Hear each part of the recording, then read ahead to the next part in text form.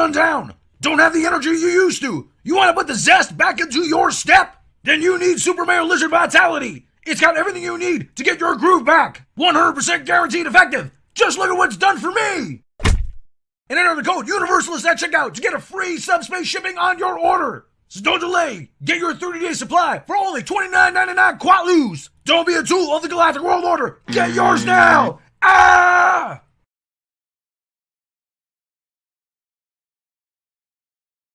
From Marvel Studios. Watch as the Walt Disney Company pays tribute to one of their most beloved stars by not recasting him, and yet somehow still manages to insult his memory by making a lackluster movie where everyone is a walking, talking, living, breathing stereotype.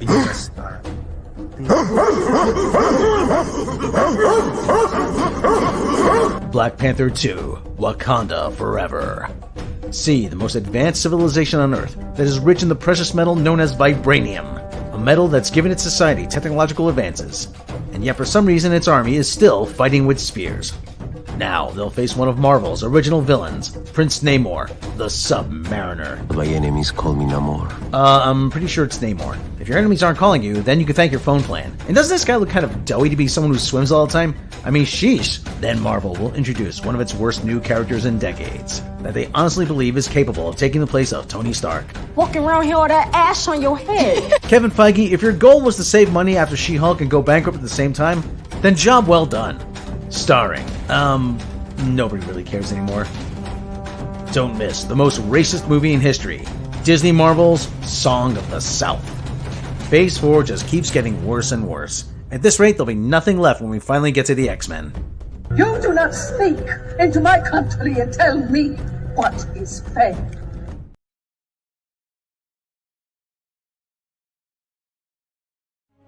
From Lucasfilm, the studio that killed Han Solo, emasculated and then killed Luke Skywalker, and killed Princess Leia off camera, comes the epic fantasy. No, not Lord of the Rings, that's being ruined over at Amazon. The franchise that you kind of remember because Val Kilmer was in it, but now they just turned him into an absentee father. Willow.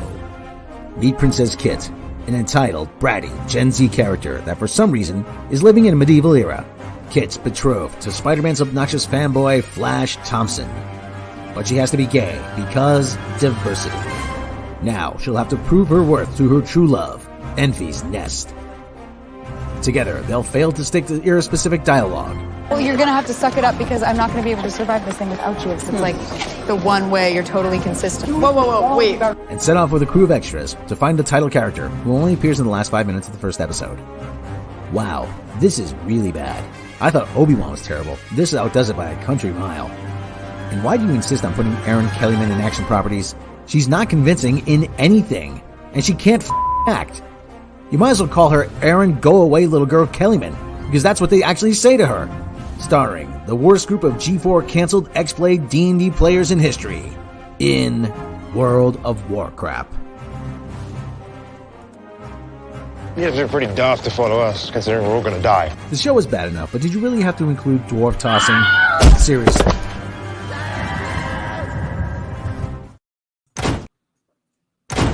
Norval?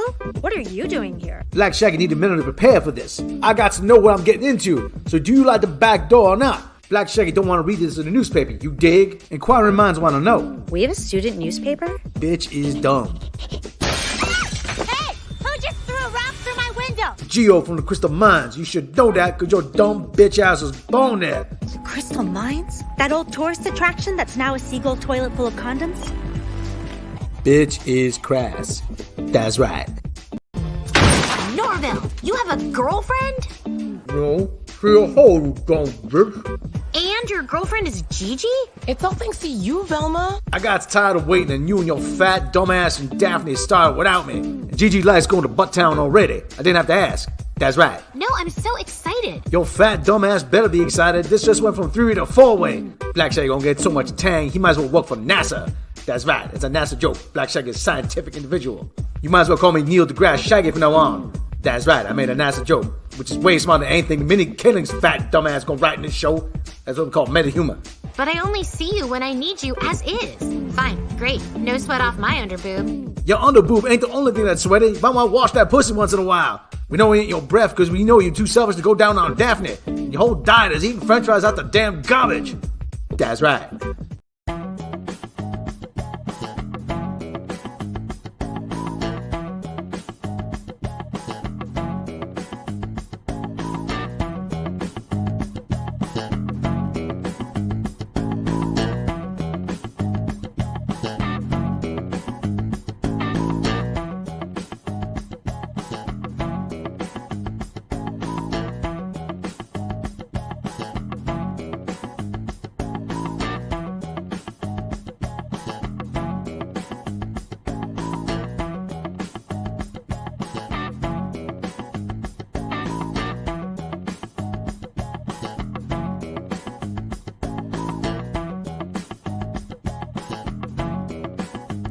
Hey, I was in the morning. NBC. I was in the morning. I was in the morning here. WNBC. We got Rob Bartlett here. I was in the morning. WNBC. I was in the morning. Mike Breen here with Smokes. How you doing? I was in the morning. Traffic weather. I was in the morning. Hey, how you doing, everybody? Mercifully, it's over. It is over. Velma has ended. Oh, dear God. And it somehow got worse. Let's say hi to everybody in the chat. First, Morbid Furies in the chat. We got Joe Tretton, Jace Tretton is in the chat. I don't know if he's still here, but okay. Hologram Records is in the chat. We got Sander Hammerslag in the chat. We got Anthony Wayne in the chat. Andrew Helm in the chat. And best thing to come out of Velma was Black Shag. That's right. That's right. Because Black Shag like going butt town. Go to butt town. Go to butt town. You go butt town on Velma, Daphne, and Gigi. That's right. You know why they call her Gigi? Because she said Gigi, Gigi, Gigi, Gigi, Gigi, Gigi, Gigi, Gigi. Go butt town, feel good. That's right. That's right. Gigi like going to butt town already. May Velma never come back. Listen, even if they don't make any more episodes of Velma, I'll still do the Black Shaggy news. That'll probably continue. See a Black Shaggy with the Black Shaggy news. And you know, it's only a matter of time before I get a development deal for Black Shaggy. Hey, kid, you want to have lunch? Kid. A little old to be calling kid, but okay. If you're paying, if you're buying. Butt Town, population 3. Will Black Shaggy ever get his full way? Now, that remains to be seen.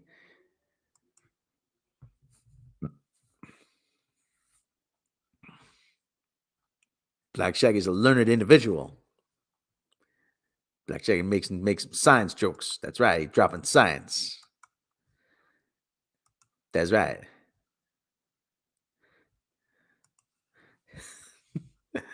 Who the man who wrote that song Butt Town? Who that guy? Iggy Pop. That man's a lyrical genius. He's my new favorite artist, Iggy Pop.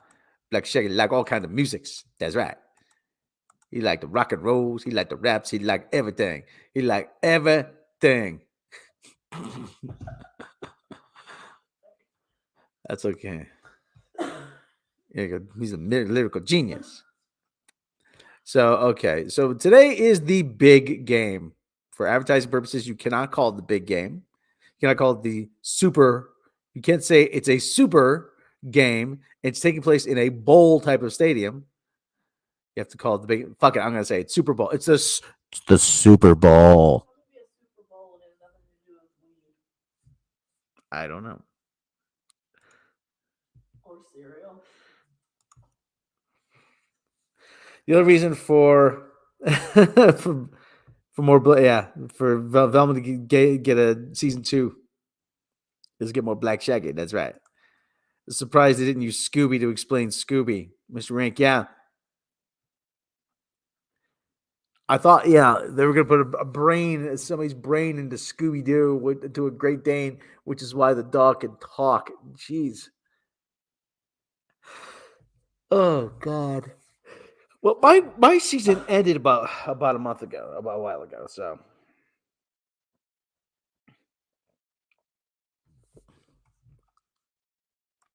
So I don't, so New York Giants aren't in it. So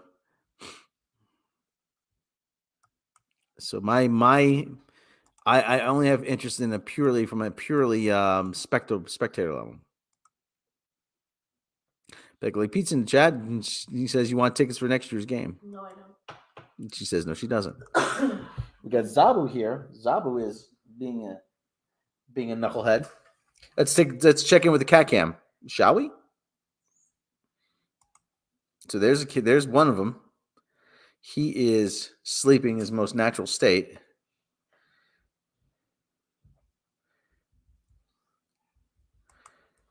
The teams in this year's Super Sports Ball game are the Philadelphia Eagles and the Kansas City Chiefs. So that's who's playing. We've already got actually a preview of one of the commercials for the game. It was put up on Twitter. You reacted well. I'm gonna. the other one, the Turk and JD one. Oh, the Turk and JD one. Well, here's the one from Pepsi. So let me close that. Oh, the lady cop. Hey, I'm actor Ben Stiller. And I'm better actor Steve Martin. Okay, not off to a great start, are we? What? Well, you're a comic actor. That's not really acting. Okay, you couldn't act your way out of a paper bag. Oh, you couldn't act your way into the paper bag that I was acting in. Okay. That makes no sense. Well, so now we're making sense. Over actor. Under actor. Okay, now. It's going to get funny any minute now. Any second. Sell out. You're doing a commercial. No, I don't like them. So are you. Pepsi, zero sugar. Oh, so that's what they're selling. Tastes great. Less filling. Screw you. Screw you. Less filling. Less filling. Hey, I'm actor. Tastes great. Less filling. Oh, that's that was pretty bad. Pepsi hire us to do a Super Bowl commercial. Link Pepsi one of our commercials. Ugh. Do we have any trailers recently that we've done? I don't know. When was the last time with Steve? Hope Yes or your yeah, finally, we're Ford not. Commercial. Look at your Ford commercial and say, hire me to do your commercial. I don't think it's on this thing. You have to. Did you upload it? No. I didn't upload it to this. It's on the other I computer. thought you uploaded it to YouTube. Somebody can just link them. I put something new. Huh? You had it. I thought. You uploaded it to YouTube. No, I didn't. Okay, then no. No, I didn't. If I'm not mistaken. Hold on.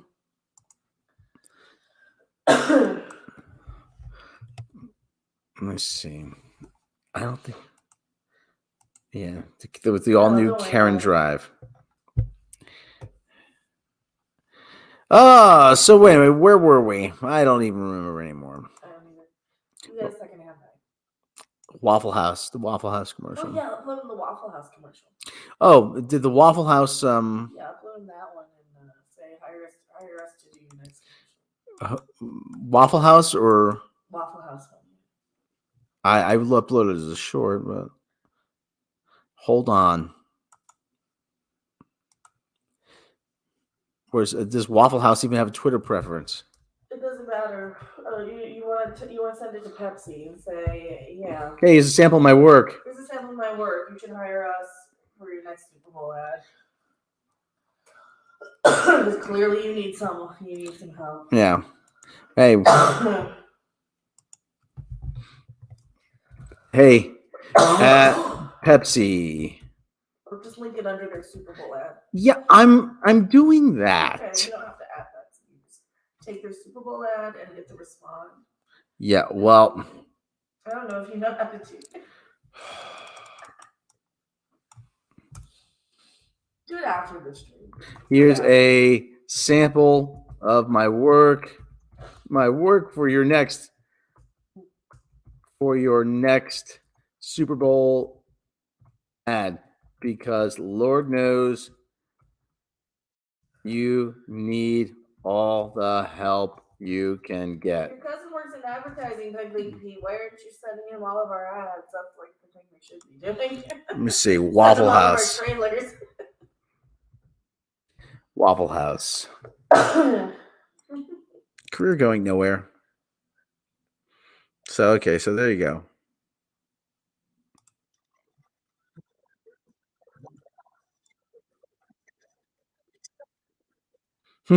Exciting new people. So anyway, are you watching Picard season 3? Well, They didn't pay me to. they're not paying me to. I'll watch it out of curiosity so I can tell everybody about it, but I don't have a whole lot of hope for it. I know. Listen, I admire and respect Robert Meyer Burnett. However, he does tend to be a bit over enthusiastic about certain things. So he seems to be a bit easily sold on this. Listen, I'm trying to choose my words carefully. Like I said, I admire the man. I've live streamed with him several times. Been on several live streams with him. The guy knows more about Star Trek. He's forgotten more about Star Trek than I've ever than I'll ever know. So, he has his opinion, and I haven't seen it yet. I can't make an opinion of my own yet on it. So, we'll have to wait and see. But okay, it's uploaded. Picard looks dumb from the trailer, though. So let's see, Velma. You can only base it on the one you've seen. So Velma. Oh my God. Oh my God. They somehow they've not only broken the dumb barrier, they've shattered it completely. The Orville season 4, when? That's a good question. So yeah, Velma's not, like I said, they've not only broken the dumb barrier, they completely shattered it. There's this whole thing about Velma's mom. They find her and she has no memory. They have 72 hours to restore her memory. They're trying to pretend that her dad hasn't remarried the waitress from the diner. And Velma is saying that their baby is his and Norville's baby, and Velma is incompetent. She couldn't take care of a goldfish. And Norville is actually doing very well, taking care of a child. He's exhibiting some positive personality traits. And they, wow. So, and she ends up costing Norville the fencing tournament championship, which was going to pay $1 million, and I would just ran her through right there. The ticking clock device was utterly pointless. You're right, it was. We haven't done a ticking clock yet. So there's this thing about post-hypnotic suggestion, and the watch that was used was sold to this General Meeting, who was head of the Scooby Project, to hypnotize people. And then the Scooby Project gets canceled because the Department of Defense or the Pentagon or the White House or whatever didn't see much value in swapping brains from soldiers to hippies to get them on board with the war effort. I'm like, we could do that easier with propaganda. And then we're stuck with a bunch of soldiers that are useless.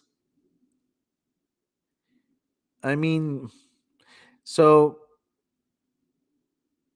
what invariably happens is, oh yeah, there's this connection between Norville's grandmother or mother, whatever, and the Scooby It's this big convoluted mess. So what ends up happening is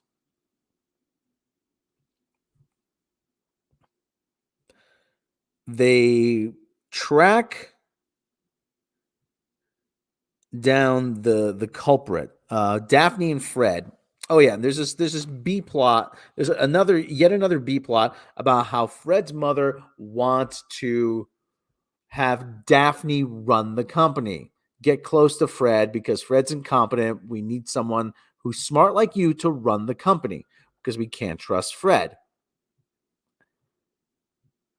All right, fine. So then Fred and Daphne end up on an operating table in a lab somewhere underneath I think it's underneath the mansion, under Fred's mansion. And so they're strapped to the table. They're going to be killed, and their brains are going to be scooped out by the killer. Turns out the killer is Fred's mom. Because Fred's mom wants to swap brains with Fred and Daphne because she wants Fred to be running the company, but he doesn't trust him. She doesn't trust him, and so she wants to put their brains in. She wants to swap brains with somebody who's more intelligent to run the company. And I'm like, okay. Here's an idea. Why don't you just hire Daphne as CEO and then just give Fred a figurehead position on the board? Make him head of intercontinental product reassignment or whatever, redevelopment or whatever. Give him some meaningless job that he thinks he's important, but not. This is how bad Velma is that I have to rewrite it, and my own rewriting it makes it a better show. So anyway, Fred's mom says, "Oh yeah, I thought Daphne was the smart one, but turns out Velma's the smart one." And then Velma says, and Velma starts ranting about how easy white men have it to send Fred into a rage and to bust loose and to bust him out of there. And then Norville shows up, rappelling down the rope because the cave's in the bottom of a well.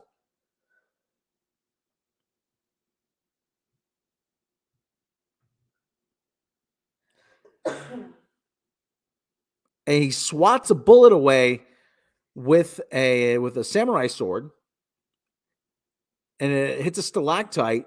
The stalactite falls, crushes Fred's mom, kills her dead. This version of Velma is the smart one? Yeah, hard to believe. Hard to believe. She's completely contemptible. I'm having trouble remembering it. I'm having trouble remembering it. I'm just remembering bits and pieces. If it didn't insult me all the way through, then you know what? Maybe I would have said, listen, this is just boring. But it's just it's insulting. It is. It insults the viewer. It calls you stupid. It tells you that, hey, you're an idiot for watching this. You're wasting your time. You're an idiot for watching this. And the only people that would be watching this are on drugs. So the stalactite falls on Fred's mom, kills her. Of course, Velma says, "Oh, I feel great. This is great. I solved the mystery. Yay me."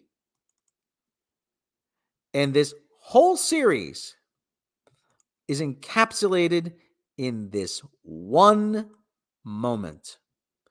This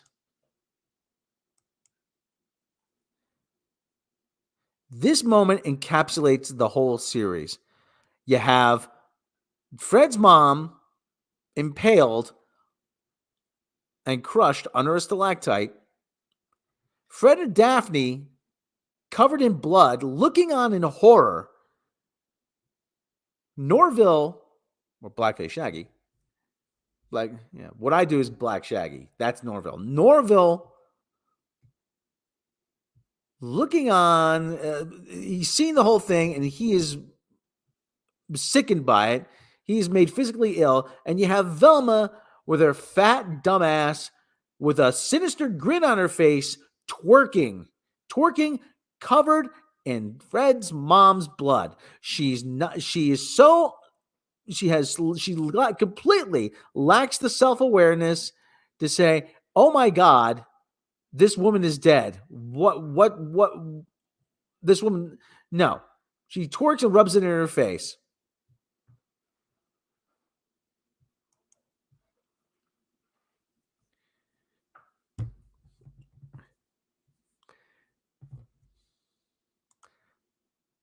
Very bloody for sure.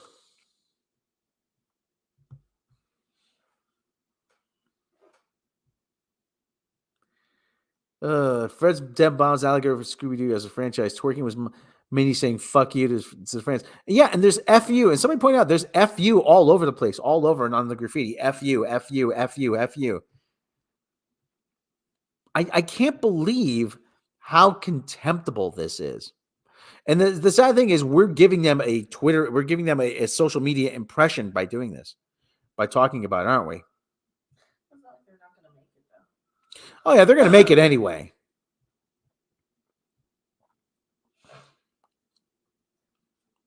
And so it concludes by Velma compiling the case file, dropping it off at Sheriff Don Knotts' office. "Oh, if you ever want to come solve mysteries, come work for us." I'm like, yeah, they're going to hire a 15, 16-year-old with no experience to become a detective. Yeah, that makes sense. Because she made every cop there's only 3 cops in the freaking town. Don Knotts and the 2 lesbian cops. Because they made every cop in the town look bad. Yeah, so yeah, we're going to hire the kid that just embarrassed us and made us look incompetent. That makes fucking sense. So Fred wants to prove that he can stand on his own 2 feet, so he paints of the van that Velma's mom had. Fred's spooky stuff hunter. They don't trust Fred enough to run the company, but they said Fred is incompetent. He can't even feed himself, but they trust him to drive.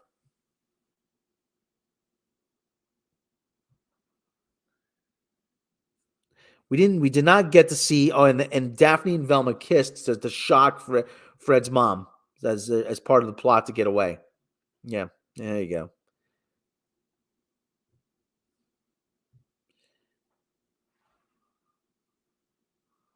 And then, spoiler: Sheriff Don Knotts is murdered. They kill off Sheriff Don Knotts. For what reason, I have no idea. Prove that there's a killer still out there. There's another mystery to be solved.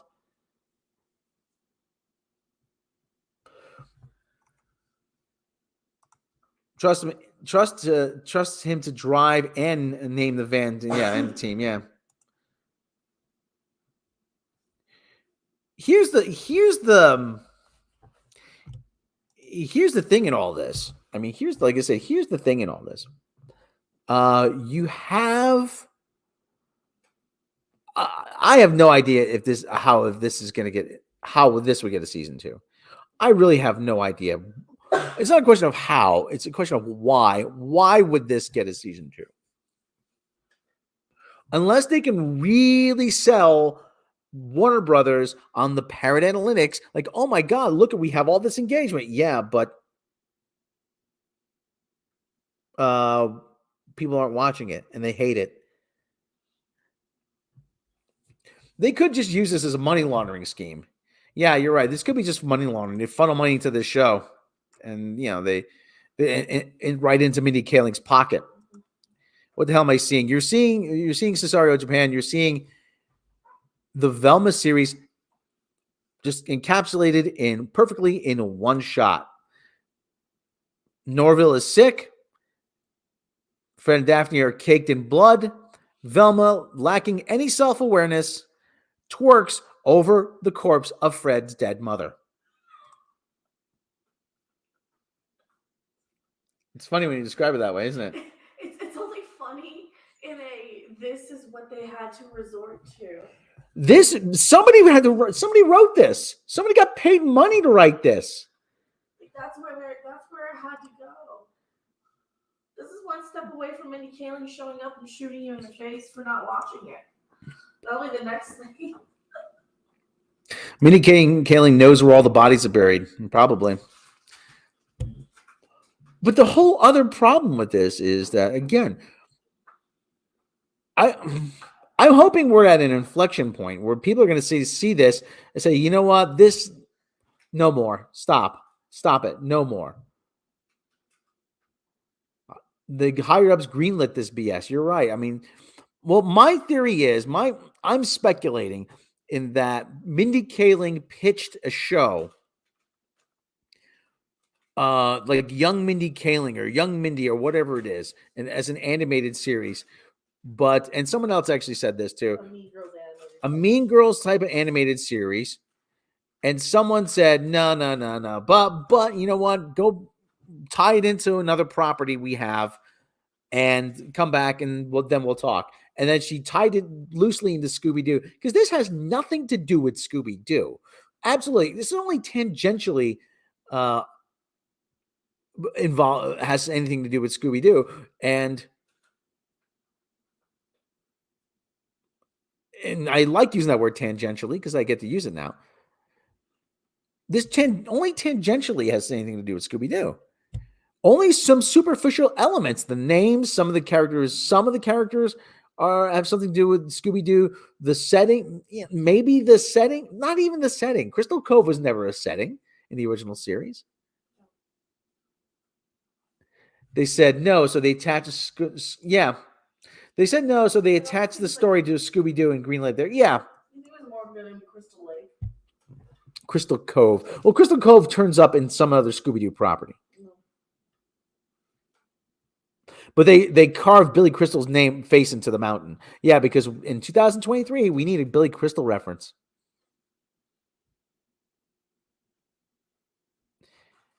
And I keep saying, I'm not a huge Scooby-Doo fan. I recognize it for what it was.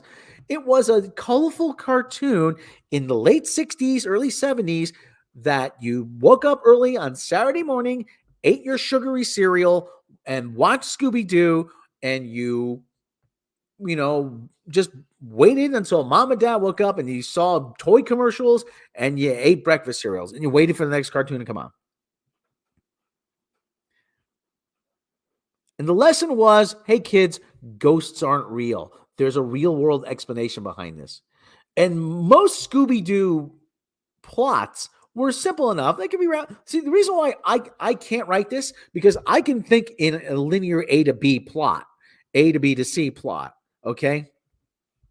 There are so many interconnected pieces to this. There's so many moving parts. It is like a Rube Goldberg machine. You know, that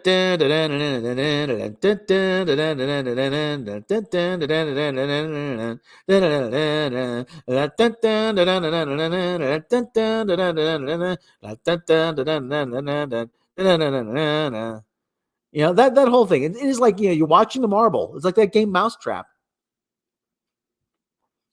Everybody knows each other. Everybody has a dark secret. Everybody's connected to each other.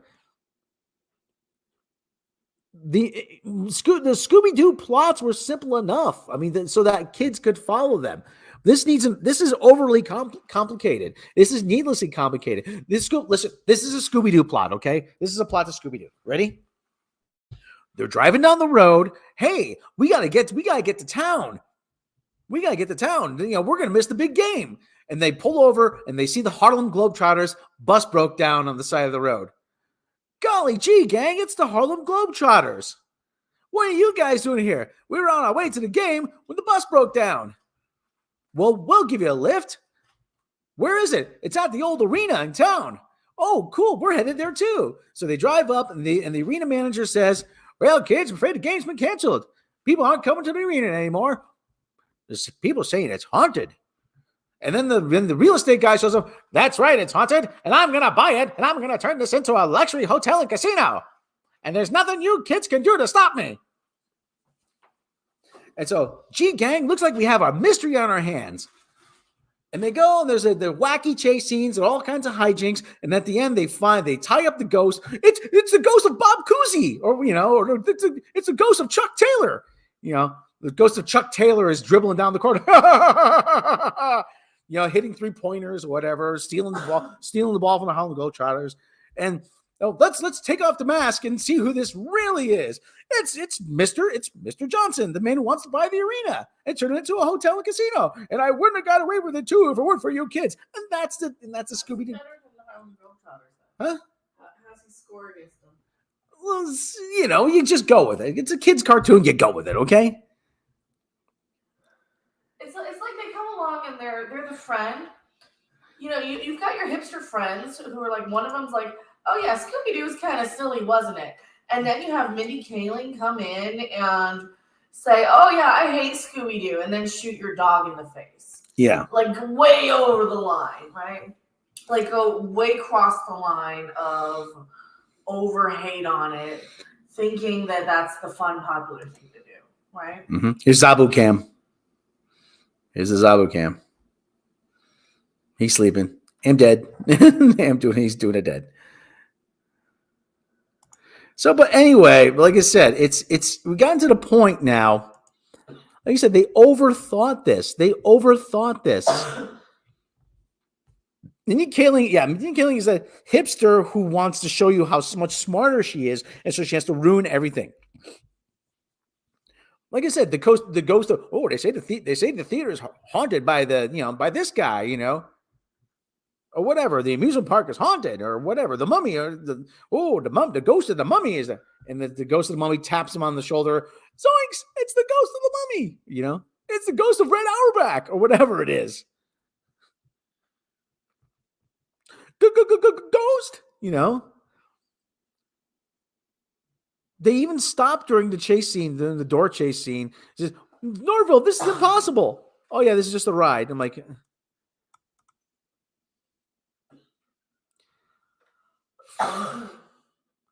I'm trying to. Yeah, Mindy Kaling's next is going to be young Rooster Cogburn. But like I said, the Scooby-Doo plots are easy enough for people to follow. It doesn't have to be overly complex, but this is unbearably bad. I don't know how this got greenlit. Yeah, I'll ruin your mythos in a minute, baby. Yeah. Oh, that's who you call it? What's her name? MX. Oh, her? Why is that not censored? I don't know. That's a good question. Yeah, they would if I put that on there, my channel will be taken down. Yeah. So, but anyway. But it's a nice ass. Richard did an old school, respectful. Johnny Bravo did a great Scooby-Doo tribute too. Johnny Bravo was on an episode. They did an episode where Johnny Bravo was riding around the Mystery Machine. Like I said, it's not anything that's overly complicated. You could do more adult version of Scooby-Doo. But this isn't it. This isn't the way to do it. And you want to know something? I don't see anybody defending this anymore. There is nobody that is defending this. Because they know they haven't got a leg to stand on. Scooby-Doo never had to barf blood.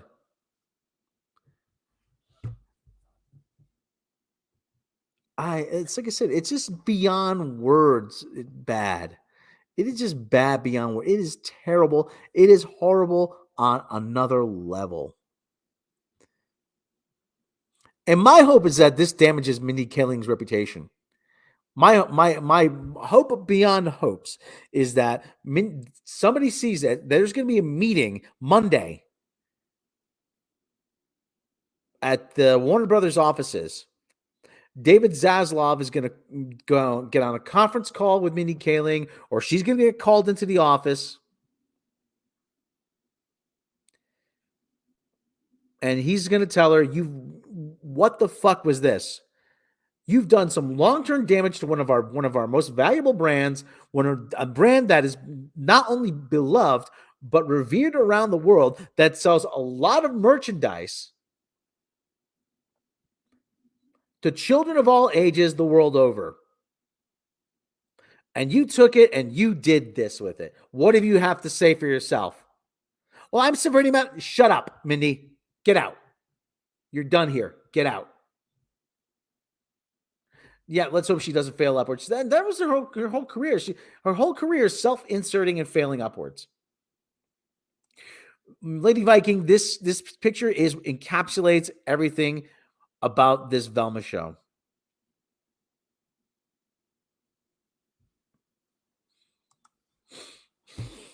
You know, you can look at certain things. Like I said, I can look at I can look at an old episode of G.I. Joe and say, oh, yeah, this is actually pretty well written. There's a couple episodes of G.I. Joe that are exceptionally well written. Not all of them, a couple of them. Episode 2 of the Mass Device miniseries was very well written.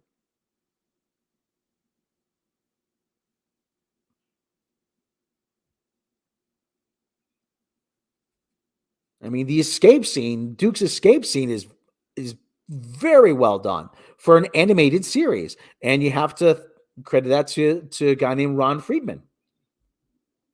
But that's the other thing too.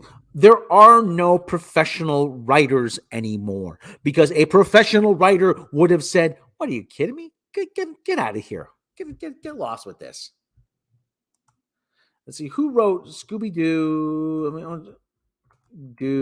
Where are you original writers? Let me see. Who wrote? Where are you now? Okay. Who wrote all those episodes? Because I'm guessing that created by Joe Ruby, Ken Spears, opening theme. Who wrote? I'm guessing a lot of professional television writers actually wrote these, probably under assumed names. I'm betting Ron Friedman might have written a couple. I'm really guessing. I'm betting Ron Friedman might have wrote some of these. Ron Friedman's still alive, which is great. He's an absolute treasure. Ron Friedman is a guy who is a professional writer. He's a writer's writer. He wrote a lot of television over the last 50, 60 years. And he, I mean, if you ever listen to him, he can give you a master class on how to write. Actually, he taught writing for a while. Cartoons can be well written. They have to be written for kids, but they also hold adults' attention too. Exactly.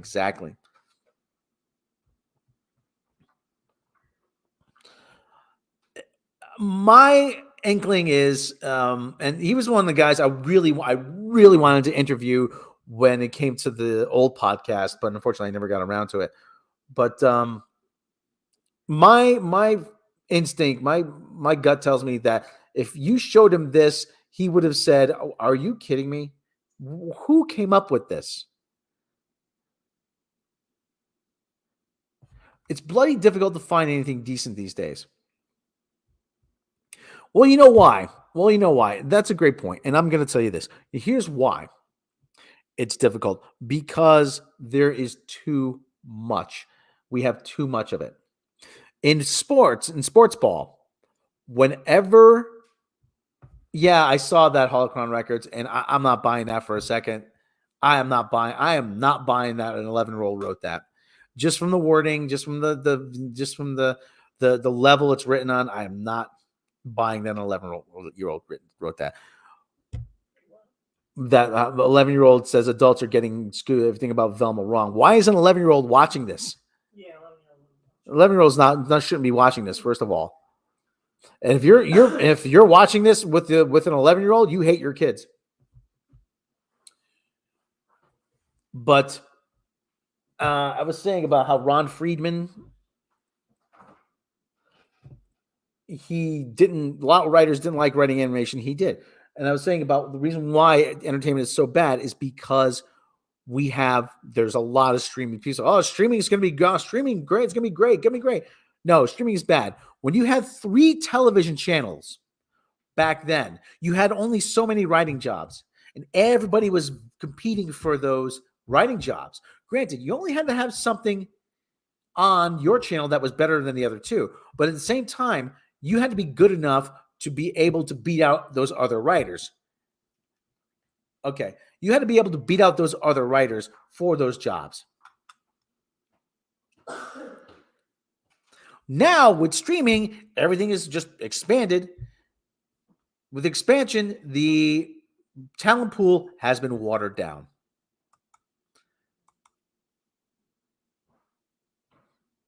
Just like in baseball, football, hockey, basketball, whatever. When you have expansion, you have everything. The talent level is watered down.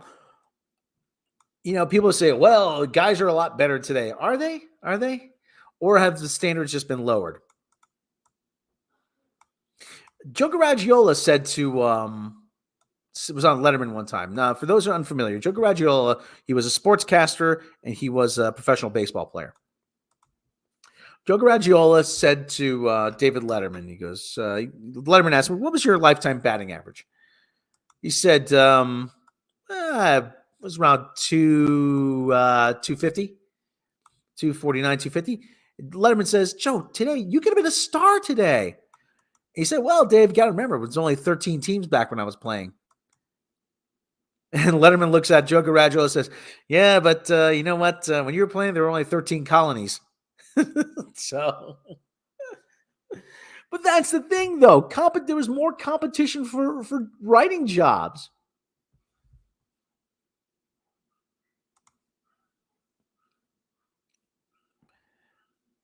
There's more competition for writing jobs, and you had to be good. You had to be good. Now you get people like you. And again, the whole Frank Zappa thing, the hip young executive, well, we can't take a chance on that because it's not what the kids want. Mindy Kaling, you know, oh, well, I know what the kids want. I know what the kids want. I'm a star. I know what the kids want. Almost every writer. I mean, listen, let me bring up Ron Friedman because, like I said, I could talk about Ron Friedman all day. Ron Friedman he's an absolute treasure. He's a great guy to listen to. 91 years young. I hope he's going to be around for a few more years. I hope to God I get a chance to meet him. I mean, take a look at these writing credits. My Favorite Martian, Get Smart, Bewitched, Gilligan's Island, The Andy Griffith Show, Love on a Rooftop, never heard of that one. Second 100 Years, I Dream of Jeannie, The Good Guys, Ghosted, Mr. and Mrs. Muir, The Partridge Family, The Odd Couple, Funny Face, Getting Together, Me and the Super, Bridget Loves, a lot of television, Love American Style, Bob, Carol, Ted, and Alice. All in the Family, Chico and the Man, Barney Miller, Happy Days, Big John, Little John, Wonder Woman, Starsky and Hutch, Charlie's Angels, Vegas, Dukes of Hazzard, BJ. This guy has written a lot of stuff. Small Fry, Fall Guy, G.I. Joe and Real American Hero, Lime Street, G.I. Joe, Real American Hero, WKRP, Fantastic Four, Iron Man. And he wrote Murder Can Hurt You? He wrote Murder Can Hurt You. Murder Can Hurt You was a spoof of television TV cop dramas, which is actually a really good movie. It was a comedy. G.I. Joe the movie, Transformers the movie. So this is a guy that knows his stuff. So anyway.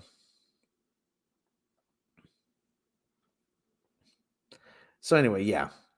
Man, Mindy Kaling, like I said, I'm hoping Mindy Kaling gets called into somebody's office, and I hope, I really do hope that they said, "What do you got?" Just ask her one question. So, what do you have to say for yourself?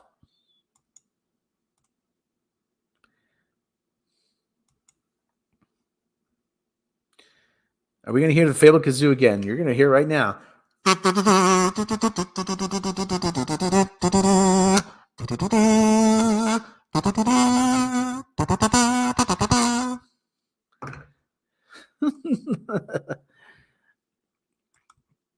So anyway, I wanted to go live early before the big game so that we have get a chance to get naps in. Later tonight, I'll be replaying that level of Hitman. Hopefully, do it tonight. If not tonight, tomorrow.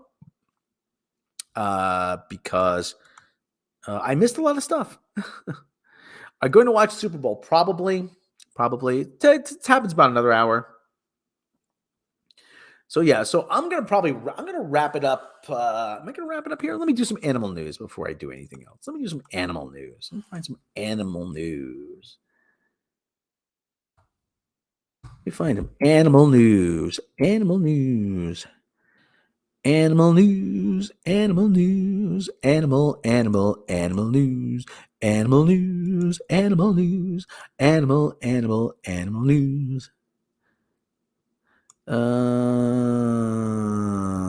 Oh, poor doggy.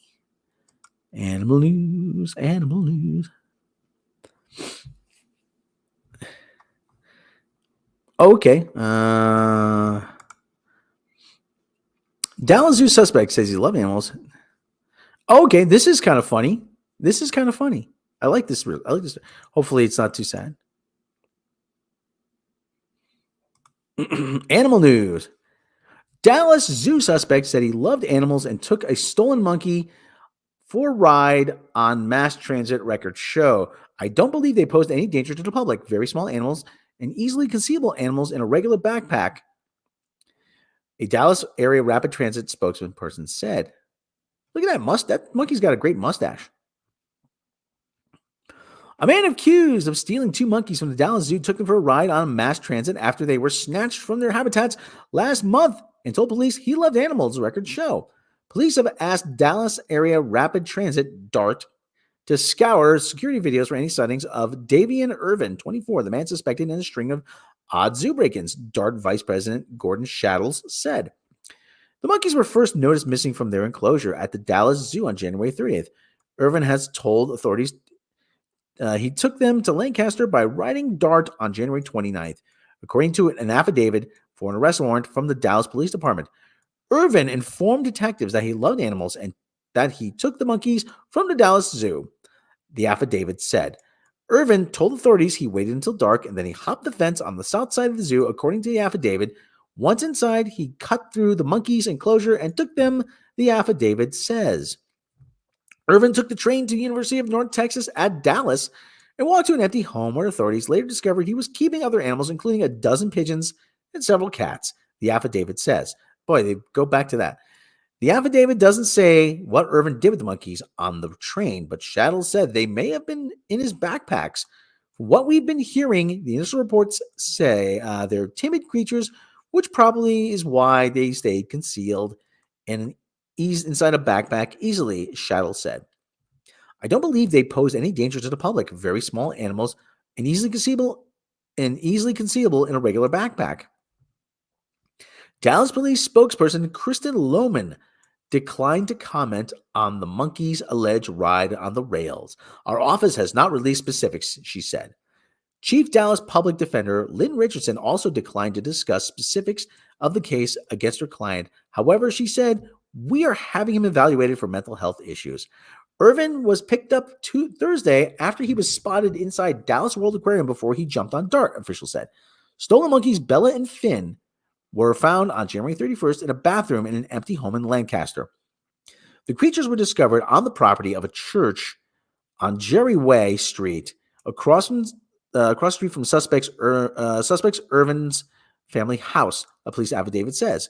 Had Irvin not been arrested, more animals might have been stolen by the man charged with 2 counts of burglary and 6 counts of cruelty to non-livestock animals, police said. He had plans to swipe more, they say. Irvin told authorities he would return to the Dallas Zoo once he's released from jail to try to take more animals, according to the affidavit.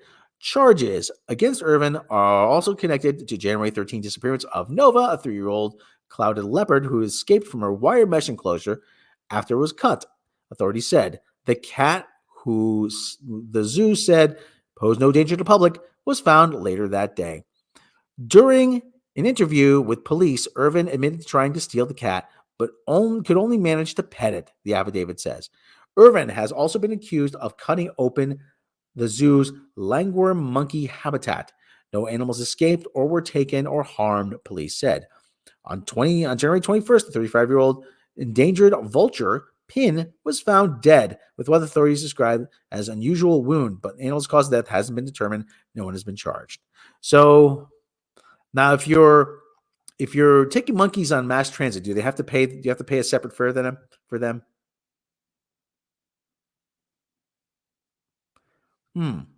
That's a good question. That's a hip-looking monkey right there. I like that monkey. Monkey! So people, don't take your monkeys on a train ride. Just let them hang out at the zoo. All right, everybody.